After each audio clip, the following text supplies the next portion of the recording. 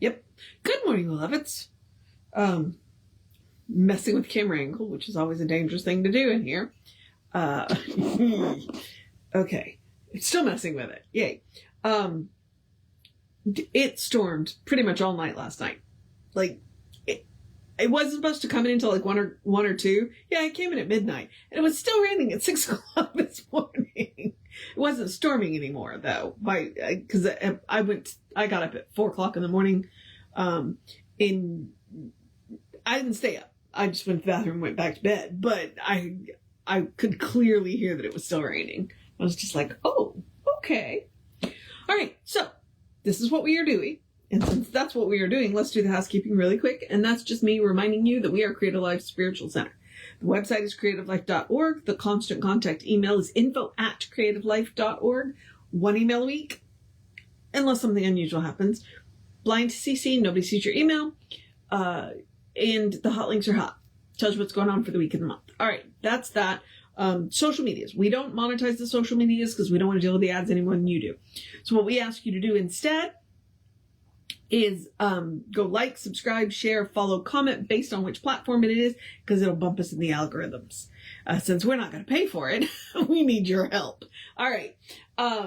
And the social media, the web, they are Creative Life Spiritual Center or Creative Life Spark. And then I'm the running Ryan on all the social medias that I'm on, so I would ask the same for that. All right, that should be everything.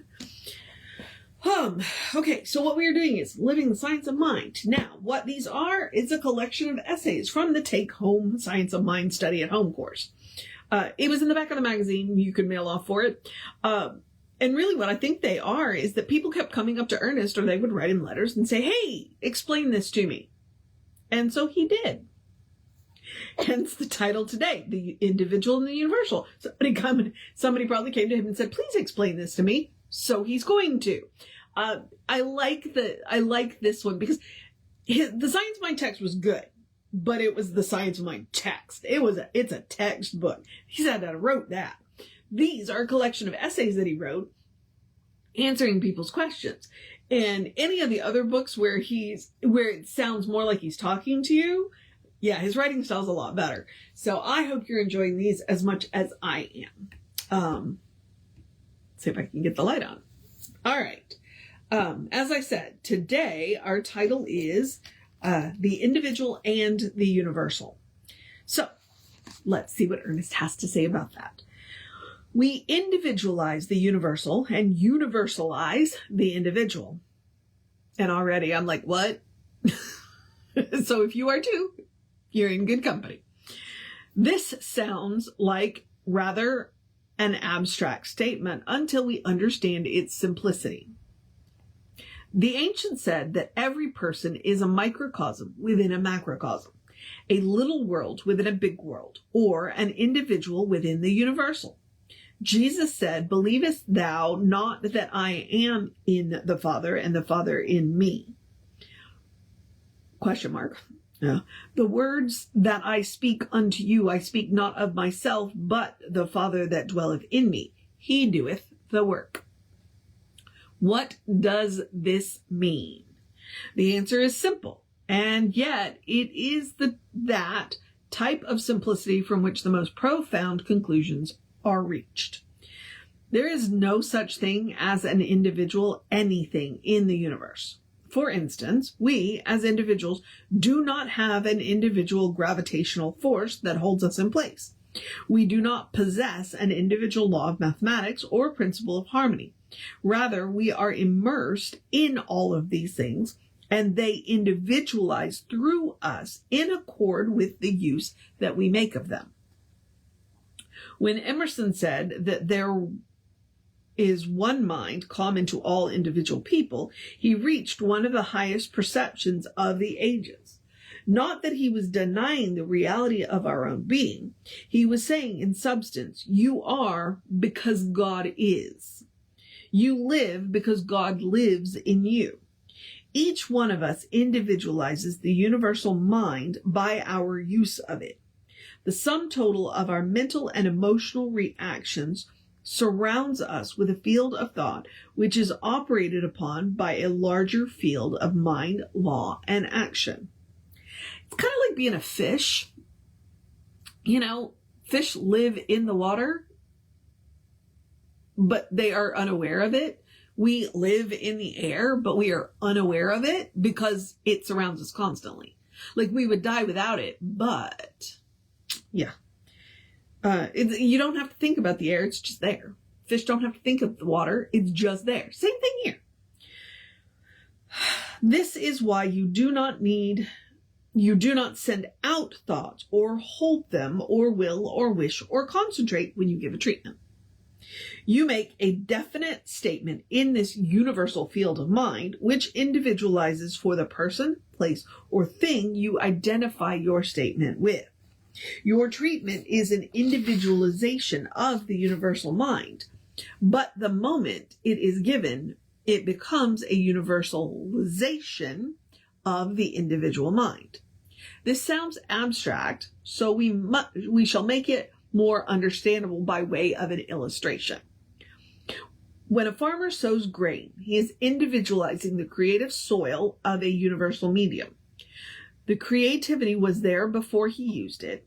It would be there if he did not use it. It was, and will remain just what it is. Nothing more, nothing less. Without being consciously aware of the fact, the farmer had learned that he, as an individual, can sow the seeds of his choice. The universal is now individualizing for him at the point of decision in his personal life. But the moment he sows the seed, a universal process is set in operation, and that which was individual passes from a point of his conscious volition, selectivity, and will into a universal field of creative reaction. He actually is individualizing the universal, but the moment he does so, his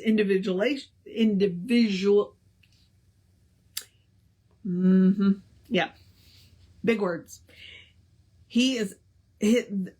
But the moment he does so, his individualization is acted upon by the universal. Thus, it becomes a universal operation. This is true in everything we do. We are individual points in the consciousness of God, or the original creative spirit of the universe. We are points where it thinks through us, or as we say, God as people, in people, as people. But the God that is in people is the same God that is universal. There is no wall of separation, no barrier, no place where one begins and the other leaves off. All is one, and one is all. The creativity of thought is not dependent upon the thinker. Only the choice of thinking is dependent upon the thinker. The creative activity of thought belongs to the universe. Okay, Ernest, you are making me a bit crazy. I mean, I get it, but still. Okay. This is one of the fine points of our philosophy, and one of the main points of science of mind. Every advance in science is built upon the simple proposition that nature obeys us when we obey it. Meaning, if we work within the law, then it's going to work. And if we try and bend or break the law, it is not going to work. It is said by those who understand ancient symbology that this is why Jesus washed the disciples' feet. It was as though he were saying to them, if I, your master, wash your feet, ought you not wash one another's feet? Everything that Jesus did was to demonstrate the divine reality and the laws which govern its operation.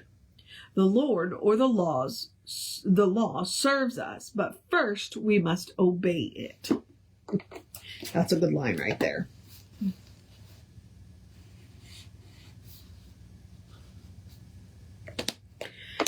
That's why it's always good to know the rules. If you know the rules, then you know which rules you have to follow. And, with the law, because if you don't believe the law works by not working for you. Yeah. But there are some laws you can't do that. Like, I don't have to believe in the law of gravity, but it's going to work anyway, right? Same thing here. Whether I believe in it or not, it's going to work. Therefore, when one of the disciples protested and told Jesus he could not permit him to wash his feet, Jesus answered, "For I have given you an example that ye should do as I have done to you."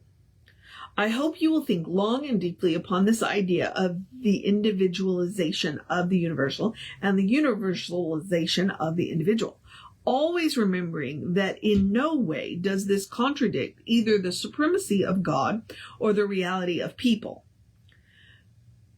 A person as an individual does not disappear because God is incarnated in them or because their life is God, nor does the universal law dominate them in their personal choice. It is complete cooperation based on unity. That's why God is all there is. So while we are entirely within God, God is not entirely subsumed within its creation. It's still transcendent and immanent at the same time, within its creation and still surrounding its creation. If we had to make things happen or push our thought out or influence or dominate or beat down the opposition, we should be faced with an impossible task. We never try to coerce anything in dealing with the laws of nature because it doesn't work. You can make that mistake as often as you like. It's never going to work. It's like, what do you call that definition of doing the same thing over and over again, getting the same results? If it's not working, crazy. One of the things we must come to understand in dealing with the laws of spirit is that we are still operating in a realm of law and order. We are operated upon by gravitational force. While it is true that we can change our individual position in it, it is also true that whatever position we take, we are still operated upon by it. See, that's what I said. You don't have to believe in gravity. It's still going to work. So it is with our word, our treatment, our prayer, our affirmation. It operates in a larger field and is operated upon by a supreme law. This is why we can have faith in it and patiently, cheerfully, and expectantly await the outcome, knowing that as a person sows, so shall they also reap. All right, Ernest. Tomorrow's going to be fun. We get to eat. We get ego.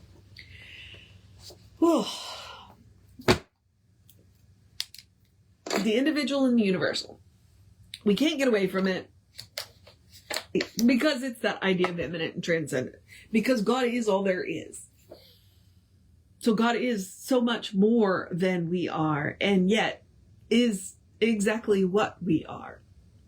And I really, really, really like that line. I really liked that line.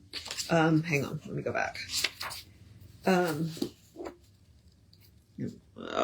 turned the light off. It is complete cooperation based on unity. If we want to get anything done, we have to learn to cooperate on multiple levels. And as humans, we seem less inclined to do that. And yet here we are. If we could learn to cooperate with our own spiritual self and cooperate with each other, well, yeah, okay. There is that. I'm going to let that go there. Now tomorrow we're going to tackle the ego, so that should be interesting. Because Ernest doesn't dislike the ego. Ernest says the ego has a job. So we'll see what he has to say tomorrow. All right. But right now, I'm going to encourage you to have a great day, a wondrous day, a fantastic day, a magical day, an enchanted day, a wonderful day, an awesome day, an amazing day, a take care of business day, hey, it's Tuesday, but it's the first day of the work week. Yay. A drink plenty of water day, a watch out for the deep puddles day, a turn around, don't drown day, a enjoy the cool morning day, a cuddle your fur babies day, do what you gotta do day, you got this day, a do something silly for yourself day, a good day, and if that is too much pressure, simply have a day. You are enough, just as you are. You are a brilliant light, a divine spark, a spirit in motion, God in action, a beautiful masterpiece and a work in progress at the same time. And I tell you that you are a divine, a beloved expression of the divine. I think I forgot that. You are a beloved expression of the divine. You are a beautiful masterpiece and a work in progress at the same time, at your own pace, because I don't know that I finished that phrase, and it's kind of important to me to finish that phrase. And as Reverend Jesse likes to call us, you are a godling. All right? Explore the truth of your being. Get to know who the divine knows you to be, because the divine knows you to be good. And from there, anything is possible. All right, beloveds. Reverend David should be on around 5 p.m. with you. I should be back with you 9:15. We'll talk about the ego. Take care of yourself. Know that you are loved. And I will see you next time.